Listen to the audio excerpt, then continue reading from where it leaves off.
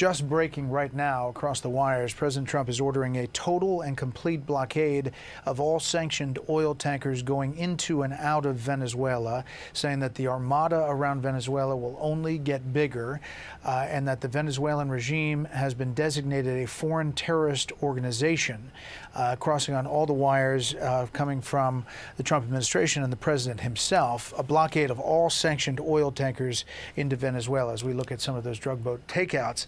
That's a significant move around the country of Venezuela.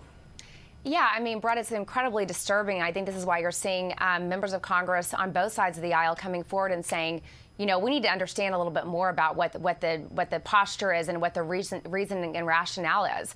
It's one of the reasons why we have, you know, checks and balances in this country, and why the legislative branch is so involved when there is a decision to go to you know, potentially invade or, you know, even potentially go to war with another country. So lots of questions here. I think that President Trump, I know he's speaking to the country tomorrow night, addressing the nation. I think it's very important that he be transparent with the American people as to why he's doing this. And, you know, I think a lot of people are asking questions. Are we going to actually go into war with Venezuela? More questions here than we have answers.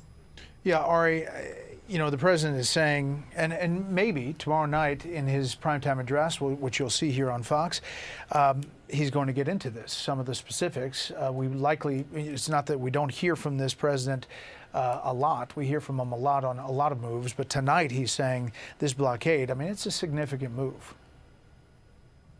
Yeah, I think for most of the American people, everything vis-a-vis Venezuela is unexplained. I don't think the American people understand or know, have probably never even heard of him for the most part, Nicolas Maduro, the president of Venezuela, and what's wrong with him? What's our beef with him? What's our beef with Venezuela? President Trump hasn't explained it thoughtfully to the American people, so it's a lot of tough, knee-jerk action that's pretty good against drugs. I support it. The action against the tankers, in most cases, well, in the case previously, that was under a warrant, and that tanker was an unauthorized tanker. It wasn't even flagged, which is a violation of international law. So he has good reasons, but he's not explaining them. And I think if he wants the support of the American people for another foreign venture, he needs to explain it.